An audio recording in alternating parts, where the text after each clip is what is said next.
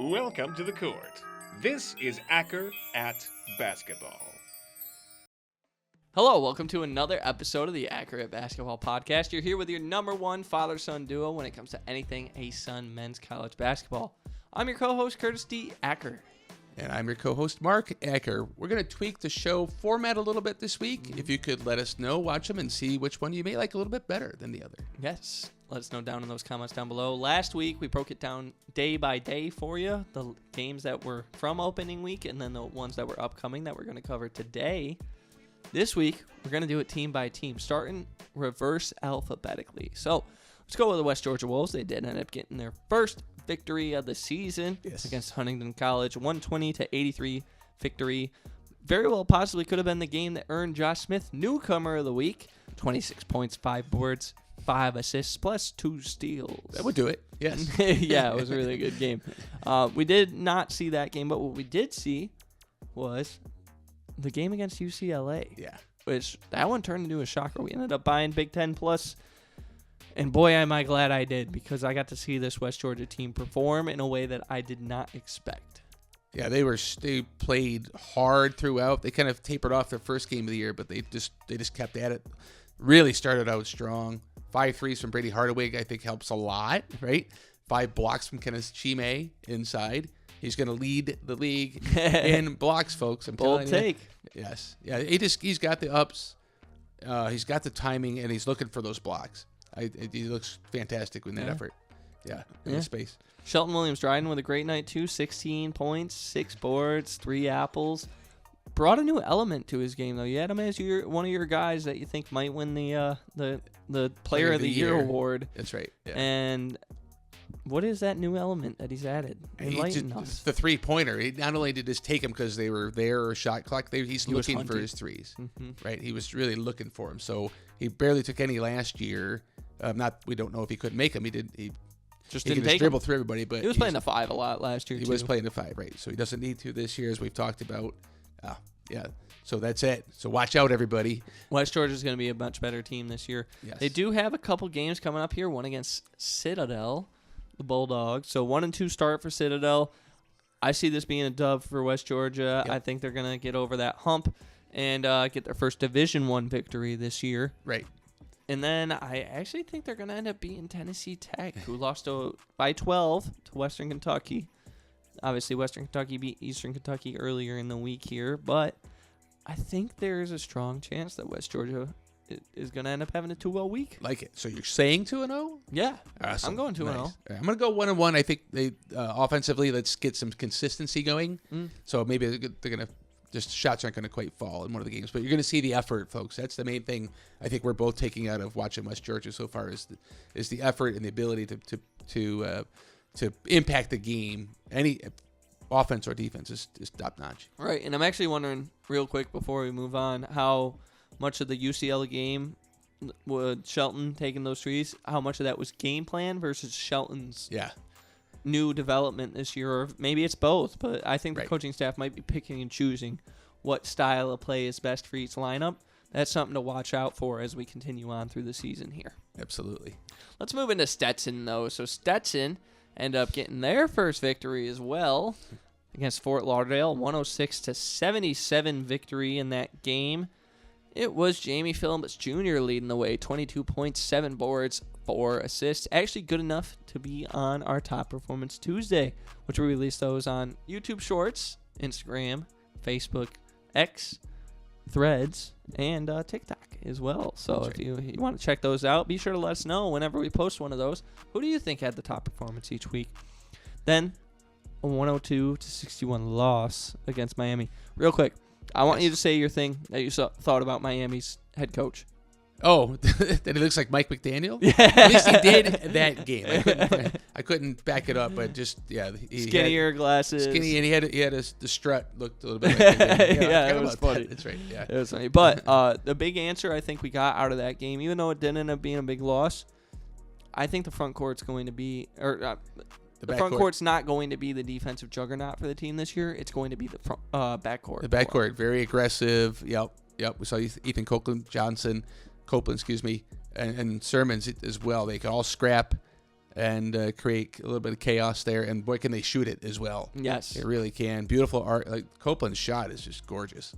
Yeah. It really It's is. gorgeous. I'm just waiting for him to drop at a higher clip. Yeah. Because Exactly. I think it's there. It's obviously just not falling for him right now. Right. Once it does, they might end up being a defensive juggernaut. Well, right now they're or third. offensive juggernaut. Excuse Right. me. They're third in conference in makes of threes, believe it or not. Still. Well, it doesn't Despite shock me. all They're that. taking a lot of They're them. taking a lot, but yeah. So when they Got to go- keep making them. I really do like what I'm seeing out of J.R. Leonard early as well. Yeah. Yeah, he's solid. He's been right. competitive. He's very, very composed with the ball. Absolutely. Great observation. Now, let's move into our upcoming games for the week here for Stetson. Yes. They are going to end up playing against first Western Carolina. The Catamounts are always tough to play against. 2 losses to Cincinnati and Duke so far this year. 2 very, very, very tough opponents. I unfortunately don't see that being a win for Stetson at all. No, I don't either. Western Carolina's Correct. strong Too much. year in, year out. I don't think it's going to happen for them. Howard, another tough opponent. They were a 16 seed not too long ago, or the first time ever making it to the big dance. Same thing with Stetson. And I can't remember if it was the same year or not. I think it was. And then, yeah, so obviously that doesn't have anything to do with this year, just a fun Way tidbit. too long ago. But 20 years. 2-2 start for Howard. I think they're going to be a competitive team as well. I hope it's a 1-1 week for Stetson, but I think it's going to be an 0-2 week. Yeah, I'm unfortunately going to agree with you. It's going to be 0-2 week. You got to disagree with me every now and then. But yeah, it's definitely, I think, once the 3 starts coming and once someone steps up on the defensive end Yeah. at the big spot, Yes. that's when Stetson's going to maybe find its groove. But until then, I think it's going to be a hard road ahead for the Hatters. Agreed. Moving into the Queens Royals, who, speaking of hard road, oh my gosh. What a tough start for this team because they're so close, Yeah. but they just keep coming up a little bit short. They were completely out of it against Duquesne and then had a massive run to come back. Yeah. It was a great effort. Obviously, so here's the thing. Yoav Berman had a chance to end the game. He didn't, but that's not what I want to focus on. What I want to focus on is the fact that he's currently leading everyone in the league, or in the conference, in points made. Not points per game, but points made. Right. All while shooting under 30%. Yeah. From 3. And it's not like he can't make threes because he's taken a lot of them. He looks confident taking them. It's very clear that those are shots the coaching staff wants him taking and that he is comfortable making. They're just not dropping for him right now. And once they do start dropping for him, he might be player of the year. Well, he's in a little bit different role this year as well. He's taking handling on the main ball ball a lot handling role. more, so a lot more as it should be. I mean, he's very dynamic offensively. Yes. So yes. they just again getting used to it. I think the whole offense is they're getting cohesive. They're bringing their elements. They're having together. tough first halves. They're turning the ball over a lot in the first half. The first halves especially. Then cleaning it up in the second half. That's where they're having their much stronger finishes. Yep. Once that happens and they're able to get those turnovers knocked down in the first half, and once they're able to rebound the ball, because I think one guy on Villanova when they played against them last week, he out-rebounded the entire team, I'm pretty sure. It's got to be a 5-man effort to rebound for Queens, right? They don't have Malcolm, like we've talked about several times here, to kind of just be that. Well, they have one guy I know fights for rebounds, and I've seen other guys do it as well. But they. I'm obviously talking about Nazman. He's a workhorse everywhere on the court. Actually, real quick, one note I want to say about him before we move into what's upcoming. So we saw him twice play earlier in the year, right? Yep. Obviously, we got to have a little bit of behind the scenes experience with just talking to him in interviews and stuff like that. Yes. He's incredibly polite. He's incredibly smart. He looks right into the camera on every single shot. He says thank you after everything. The professional presence that Nazman carries. Yeah. So I like to do a fun thing where I write scouting reports about guys when I see them. The first thing I wrote on Nazman's is a consummate professional is going to be successful wherever he goes. Yeah, very true. I was very blown away with what I saw out of Nazman. Yep. So I think that leadership is going to help continue them get over this hump, which they really don't have far until they're over it. No. They're going to play against Sacred Heart and UNC Greensboro this week. I think that's going to be a dub in both games there. Sacred Heart did end up losing to both Duquesne and Villanova already this year as well. This is the Villanova Challenge that they're playing in after all that we posted about early in the offseason. Yep. I think this is going to be a good win for Queens, and I think they're going to end up rolling into back home at UNC Greensboro, and they're going to end up getting another dub. Yeah, I like it. I'm going to agree yet again and say the same thing. No, they're two winnable games. Like we just broke it down pretty well. Time to turn that into action. Start off quick in these games, and then let's roll with it. Yeah, it's just Greensboro's off to an 0-3 start. I mean, they did play against NC State and Kansas State, but it also got a overtime loss to Elon, so a close game that they could have won. But an overtime game against Elon looks a little different than an overtime game against Duquesne. I think Queens is going to get the 2-0 week. They're going to go rolling into the next part of the season after that. Well, Queens had a little bit of a scare against Lynchburg at the beginning of year 2. I don't think we're not going to see that this week at all. That's I think that's in the past. Then we've got next up North Florida. So Coach Bobby Kennon's still searching for his first win after taking 2 losses to SEC teams. So expected losses. Obviously not a miracle last year like what happened with the UNF Ospreys last year. They were really, really, really dominant last year at the beginning of the season. I really like how Coach Kennon kept to his word. The team's playing inside, and they're battling. I mean, they still got that 3 game as well. Like, I know Kent Jackson had one stuffed in his face against Tennessee, but he was also raining them against Tennessee as well. It's great to see. I mean, we expected that out of Kent Jackson, but to do that against a Power 4 opponent as well. Yeah, he's showing high-end skill, speed, confidence. At this point, Cam Oriole, I think those two are working very well together from an offensive perspective as well. Yep. Upcoming, though, for North Florida here is the new College of Florida. So that's the team that Brandon Dwyer beat his road to 1 in and ended up getting 6. Make sure to go head over to his Instagram. He actually has been saying he's not sure what to do next. So definitely go let him know what he should do.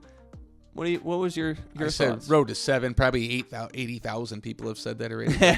We'll go with road to 7. That would be fun to predict on when that road to 7 comes. And then UNF also is going to be coming to Spartanburg. They're going to play against Wofford. Always a very tough opponent to go against. They are 1-2 so far to start off the year, but I definitely think it's going to be a tough game. I do see a 2-0 week from UNF here, though. Yeah, it's 1-1. 1-1? Yeah, they're not going to be. Wofford's going to be too strong. All right, whatever you want. I do think SoCon's probably a little bit stronger than the ASUN is this year. But I think the caliber of players that North Florida was just playing against, I think that's going to carry over into the week here. Okay. All right.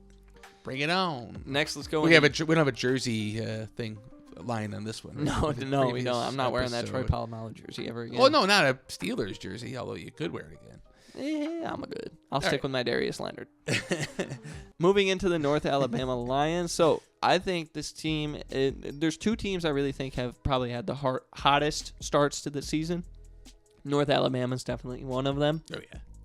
Unfortunately, tough loss against Mississippi State in the game that I thought they were going to end up winning. I mean, right around that 24 to 30-minute mark, that's kind of when they started falling out of the game a little bit. Yes, they did. They got a little panicky. Yes, and then the big shocker against Lane College, 6-point victory, 90-84. I mean, that wasn't a great showing, but they won the game, and Neal looks absolutely dominant right now.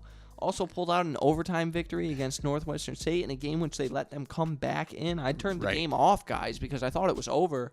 Ended up having to come back to it later in the night. Right. Yeah. I think this team has proven that they're gritty, they're strong. And I know there's one player in particular that you wanted to talk about that stepped up big in that last game there. Yeah, Tank Washington at the end of the game came in. He hadn't been playing for quite a bit of time. Came in because of a foul out, I believe. Contributed a steal, a bucket, and then a block shot late on a kind of a loose ball block shot. Up 2, went the other way. Dante Bacchus got hit 2 free throws for the 4-point victory. But man, what a great gutty effort there from Tank and really the whole squad, like you said. I'm a little concerned. I think they're getting a little. First of all, their front line, as we predicted, I think maybe everybody could predict it, is so strong at the top end of it. Dallas Howell, in his 3 games, he's starting to round into shape. Mm-hmm. I'm a little concerned. The backcourt, to me, very dynamic, but also very inconsistent for me, both on the offensive end and the offense and the defensive end so far. Interesting. Yeah. Interesting. The good news, though, is that Neal is looking absolutely dominant, and I think that's caused a little bit of a shadow on Dante Baucus a little bit. Yeah. I don't think he's. I think he's kind of flying under the radar because I think he could be in contention for all Player of the Year. What we saw at the end of last year is continuing over to this year for Dante, very much so. Yep. A lot of confidence for both of them. They're incredible to watch. But what they have upcoming is ETSU, another 2-1 opponent. With North Alabama being 2-1 themselves. It's going to be a strong game. That might be a circle for maybe game of the week this week for all ASUN. Just as far as competitiveness throughout the entire game, I can see that being the fact. And if they end up winning in that game, I see a victory rolling over as they take on 3-0 Clemson. Yeah, I love it. Yeah, that's a great bold call there. It's in Clemson. I think they're going to be bitter about what happened against Mississippi State. Yep. Obviously, you got to prove that you can handle with the big boys like you did for 24 minutes, as I said, against Mississippi State. We thought they had it. Now let's do it a full 40. Right. This isn't Clemson football we're talking about of 25. No, Clemson football had a poor year, but no. I do think it's going to end up being a 2-0 week. I definitely love the carryover of momentum from the overtime win. I'm struggling to get there to beat Clemson right now. Again, because of the guard play consistency of show from the guard play. I'm just worried they're going to get broken down. I don't know. I think Kanan Jefferson's look great. Dukovic look great at the offensive end, which Dukovic will. Right. I really like what Graham Howard's he's still got to clean it up defensively a little bit. Right. But the athleticism, he's a smart player too. And so I think he's very smart. Yeah, I think they're gonna. We've talked about 6 guys in this short amount of time we've been talking about them here. They have the makeup to do it 100%. Or 6. We talked about 7. 7 different guys. We talked about Kedar Bodie. They'll say 8. No, it brings it on the defensive end too. I think that's to me it's a prove it game for me. Yes. I'm not quite there yet for him this early in the year. Speaking of prove it. Starting off, probably the most shocking start for any ASUN team here, the 0-3 Lipscomb Bisons. Man, tough. And they haven't quite looked at either, right? They've looked a bit overwhelmed. At times. They look like they're struggling to find identity, but I would say that identity has formed over, especially in that last game against Asheville a little bit. Oh yeah, they seem to find it a little bit on the defensive end. Ross Candolino has had, and Titus really have, Sargiunas have had identity throughout the entire season here. Teo found it in game 2. Still waiting on Charlie Williams and Logan Duncan to come on. Right. Duncan looked like he started to get the scoring going a little bit on the cutting at the end of last game. But the big point I want to make it with Charlie Williams, guys, don't be out on the Charlie Williams train yet because he's playing a new position this year. Last year he played a lot of center. Ignacevic really held down the power forward position. That's where Williams is playing this year a lot. So, Grant Osmond's been doing a great job at center. Got his first double-double of his career. Same with Teo, actually. Teo had his first double-double of his career as well. With assist in this particular case, right? Yes. So I think the team's going to be very, very close to finding its identity after the 92-77 loss against Mercer and then the 69-62 loss, or 64, loss against UNC Asheville. I think it's going to be a win against Bryan. If it's not, then it's time to hit the panic button. Yep, I like that. I'm going 1-1 for this week as well. I'm finding their offensive identity is coming together for me. I think they got a nice cohesion there. Yeah. The court is opening up. They really they spread the court well. Teo's got a great crossover and go, and they're finding each other, sliding around the edges. All 5 can play perimeter. Doesn't matter which 5 are on the court. So I like that. Defensively, to me, that's where the struggle is. They're last in the conference in field goal percentage against. So to me, that tells me they're really getting beat inside. They got to find a way to solve that. I don't know what it is. I don't know if the personnel-wise there. For me, I'm a little concerned on that. I think that's where I'm worried about them. So that's fair. Yeah.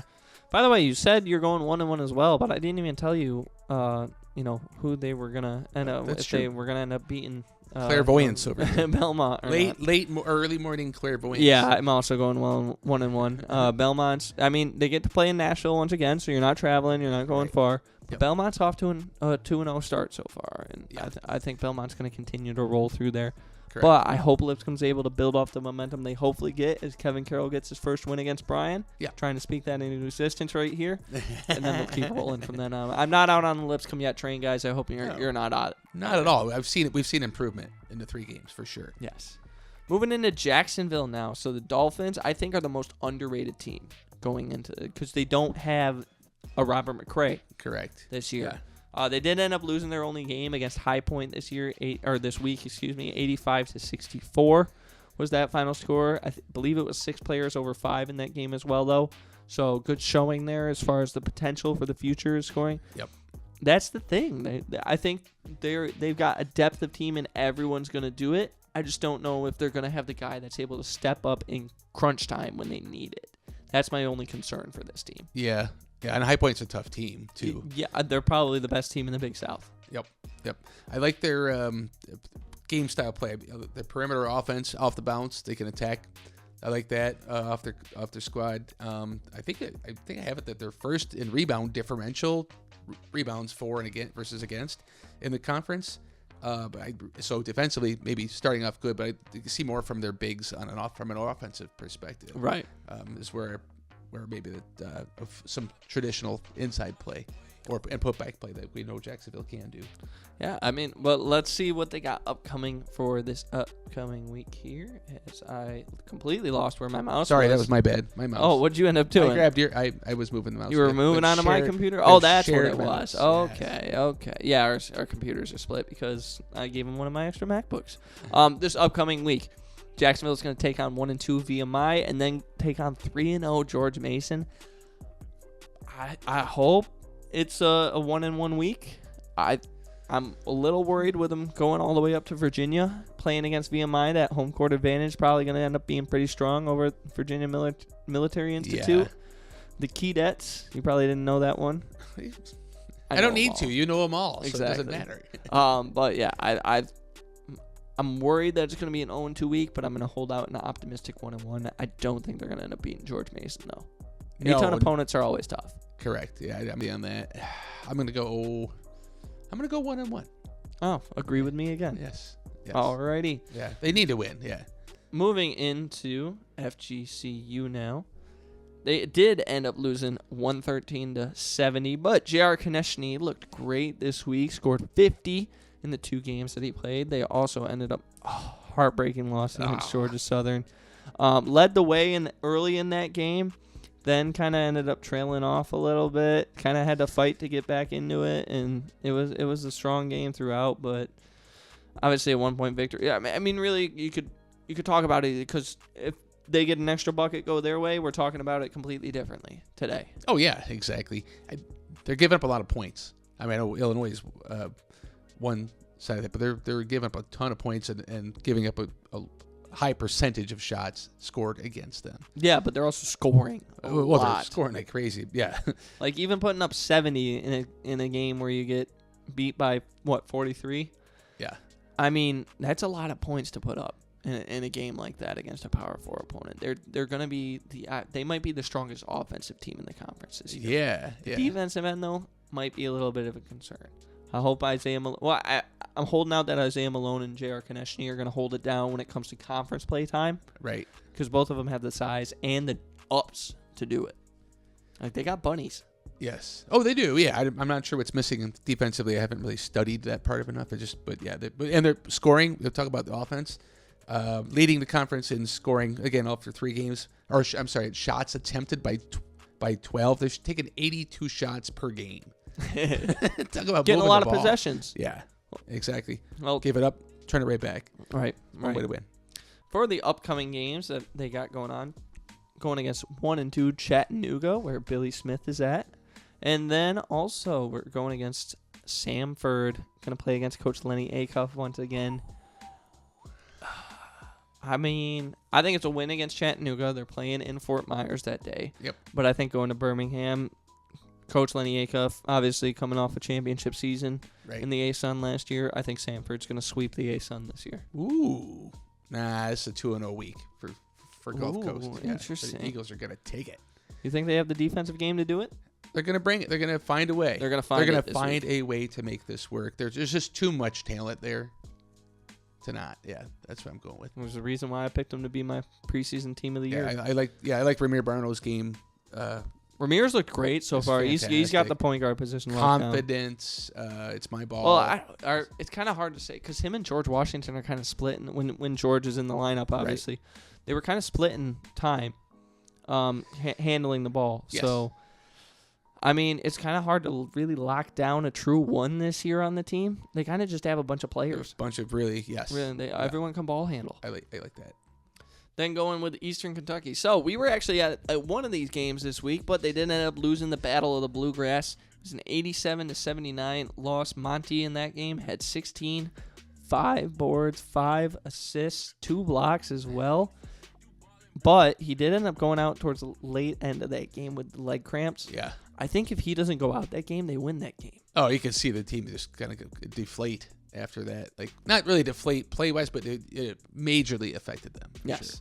Yes, and then a 30-point loss to Vanderbilt, 92-62, which we were at the other day. You'll probably see some game film going around in here. MJ Williams was on fire on Wednesday night, guys. 20 points, 5 of 10 from deep, 2 boards, 2 steals. One thing I want to talk about with this play style now that we've gotten to see him in person, I think they're playing their best when they throw it into Monty and then they cut on the outside. As I drop my water bottle. Not sponsored, by the way. But yeah, I think they're doing their best job when they're throwing it into Monty or they're letting MJ take it. But throw it into Monty, let someone cut in on the outside because Monty absorbs so much attention in that middle there that you forget about what's going on the outside. And his decision making is just so improved this year. He had 5 assists in both games this week. So he's really doing a great job. A little bit of force, but you're playing Vandy. That happens. Yes. But yeah, you're totally right. The offense is surrounded around him. I would like to see some secondary ball, more job creation, more dribble drive creation off the bounce from. I mean, Williams is small, but he's determined. What an animal! Works his butt off. Coach Hamilton had a lot of great things to say about him as well. Yeah. You can check all those out. We have an interview, the post game one, posted for you guys. So yeah, if you want to go take a look at that, you certainly can. Yep. Can I have one more comment about EQ? Yeah, of course. Is defensively where I've looked to I think both of us that finding they're a little bit lost on the defensive end on either assignments. Positioning, stuff like that. So, and in transition. Well, they've given up an incredible amount of fast break points. Yeah, but you see them after bucket, they're staring at each other like, or even in the middle of a play, like who are we on switches or they're just a little off. They'll find it. Yeah, they'll find There's it. a lot of coaching going on on the defensive end. A lot of substitutions go on at the defensive end in the Vandy game as well to that end. Then moving into what they got upcoming for the week here. So they are the only team with only one game this upcoming week. Going all the way up to Ohio to play against Kent State. I mean, I really liked EKU's effort in the second half. I think they're going to build off of that and end up taking a win in Ohio. Yeah. Even though Kent State's off to a 2-1 start. Okay. You have no idea about this one. We'll just chalk you up. Chalk you up as a skip for this one. All right. Next, we're going to end up going into the UCA Bears. They ended up getting their first win of the season against Champion Christian, 110-63. Ty Robinson, 17 points in that one. Plus, he got 2 steals. Then their next game against Arkansas, Battle of Arkansas, they did end up getting a little walloped. Cam Hunter, though, 16 points and 5 boards. He looks like the real deal. I'm very content with my dark horse pick of him for player of the year. That's right. Yep. I haven't seen a lot of their gameplay, so I really can't get a lot of comments in here about what's going on. I mean, they played some extreme teams here as well. So in terms of each side of where that's kind of the grain of salt that you have to take with it here. It's because early season they seem to be doing a really good job of getting balls on cuts. They're hauling up a lot of threes right now, which they're not making. But I like the fact that they're shooting a lot of threes because that means eventually they're going to start dropping, and once they do, not good. Oh, not good to be against a Bear in that scenario. But one thing I really want to bring out, Javion Guy King's return, I think has been a big spark plug for this team. He's bringing energy off the bench. Nice. He brings a lot of effort. He's always battling for that loose ball or the extra ball or an opportunity to get a steal. And then, obviously, with Ty Robinson being back, he's been another leading point scorer for the team. Cameron Hunter coming back rather than coming back from injury or having to sit out last year. But they got 3 guys that have returned, and I think they're really, really strong. I think that prediction of the coaches poll having them higher than the media poll is the one that's going to be correct for this team this year. And I like that John Schulman's putting 2 bigs out there on the floor at the same time. It seemed like he's had a lot of player rotation in general. A lot of guys getting a lot of time in all 3 games. Yeah. So working on either getting everybody just acclimated, trying to find matchups that work together the best, or pairs and groups that work together, I guess. I just don't think they've found it yet. Right. But they will. Yep. Moving into what they have coming up for the week, though, is our game against Samford, which, as I said, is going to be a sweep for Samford this year. Coach Lenny Acuff's going to bring it down. And I agree with that one. North Texas, after coming off that big overtime loss against Oregon State, I don't see them losing after being off to a 3-1 start before that. It's going to, I mean, UCA's traveling to Texas. It's not that far, I guess. No, not at all. Or over to Denton, but yeah, I don't think it's going to be a great week for UCA here. I do think it's going to be an 0-2 week, but I don't want you guys to let that lead you astray to what's going to, as I voice cracked there, what's going to be for the rest of the year here. I think they're going to be very strong throughout the season. I just think it's going to be a bad week for them. It's building blocks. How you measure these games, not necessarily on wins, loss, but on how they play, who's emerging, what combinations again are working, all that stuff. So. Yeah. I'm going 0-2 as well. Oh, okay. Just to make that clear. Next, Bellarmine. So took a 98-71 loss against Kansas State, where Matt Driscoll was coaching. So very clearly, the scout was probably right on point. Bellarmine looks scrappy this year. They look good on the offensive end. Also took a win, 94-55 against Hanover, which, by the way, I don't really know if it's going to be considered, like, I don't know what's going on with it. If it's exhibition, if it's not, like, because Hanover didn't even have the game listed as a real game on their website. So whether or not it is or not, I'm not sure. Michael Wilson and Kenyon Gooden both with 19-point performances, while Jack Karazinski has been providing some nice secondary scoring. The team is figuring it out on the offensive end. Now it's just the defensive end that needs to come along, which I thought it was going to be the reverse. I thought they were going to be strong defensively and maybe have a little bit of lack of identity offensively. It's not the case at all. It seems to me like a clear game plan of coaching from day one of practices has really paid off. Players have really adapted as a unit and cohesed together as a unit quickly. Just little details, hands in the face on closeouts, good strong box outs, cutting in and creating space on offense. It's creating offense for everybody. And you're right, hockey term, they have sandpaper. They grit and grind and fight, fall on the floor, bite, kick, fletch under the basket.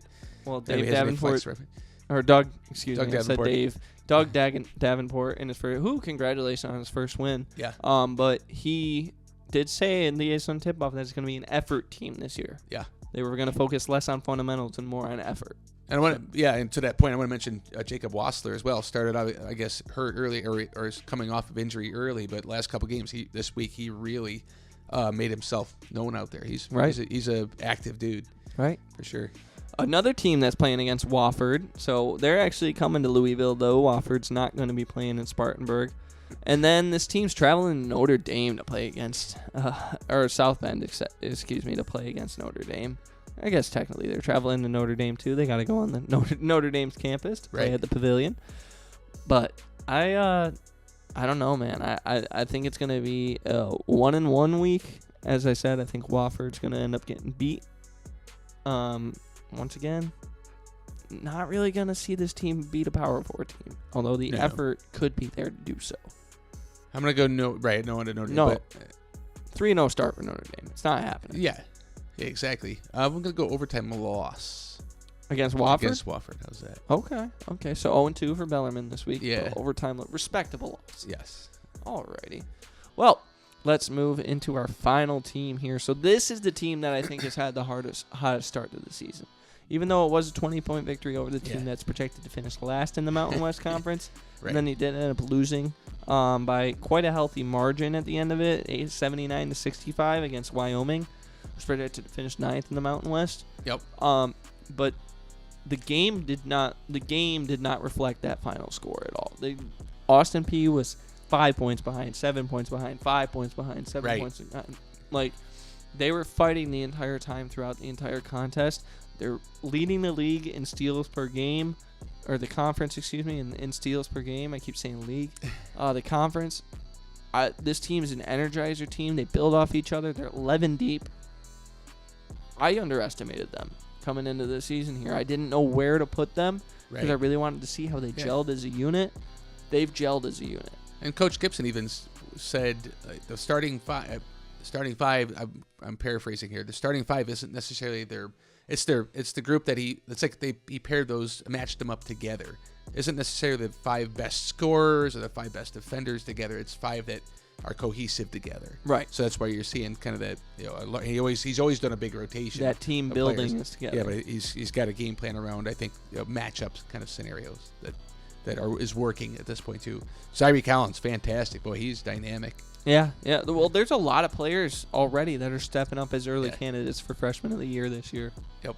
Yeah, remember I said I thought Austin Peay was going to lean heavily on their returners. They haven't done that at group, all. And it's Tate McCubbin, yes, but it's a balance. It's very much so. Those matchups. So he's got the pieces that are interchangeable in that regard. Yes. And once again, Anton Brookshire always giving that effort play out there, diving for every single loose ball that he can. Yep. So, going to play against UNC Greensboro as well. So, UNC Greensboro going to start off 0-5. I got both ASUN teams beating them. Yep. They are going to Oxford to play against Ole Miss. This is another one where I could see I got that one scratched or circled as potential upset here. I agree with that one. There it is. No, I'm going 2-0 week. 2-0 week for Austin Peay here. Wow, nice. Yeah, I think it's going to be. I don't know. I'm a little nervous about picking that with the loss to Wyoming, but I like the battle that they had throughout the. Same thing. Probably kind of like that North Alabama type of thing. Although Austin Peay really wasn't ever in the lead too much, but they battled for about 24-30 minutes, and I think they're going to be ready to go full 40 when they next time to play a much more stronger opponent. Did you see a matchup there that you didn't like or liked in Austin Peay's favor with Ole Miss or no? No, just an overall. You think their elements going? Yes. Right. Gotcha. Cool. Yes. Yeah, I didn't study it. No, it's great. All right. Cool. And if you had any more to add, that's nope. Cool. Very nice. Well, that's going to conclude this week's episode. Be sure to let us know which one you liked more, whichever format. Be sure to drop a like down in the bottom there, and also subscribe to us, and make sure to check us out on all those other platforms. Please do the same for all the other ASUN teams, because they're the only reason why we're able to do this in the first place. And definitely let us know. We got next week open, this upcoming Wednesday, kind of open for what our future game of the week is going to be for the upcoming week here. So let us know which one you'd want us to go to, and we'll try to make it to that one. So we get big contention. It's got to be on a Wednesday because I'm a little tied down with my full-time job right now. But once we get through that, we'll end up being possibly more available for some games. So let us know on what Wednesday game you want us to go to. Very good. Yep. All right. Thanks, everybody. Have a good night. Catch you next time.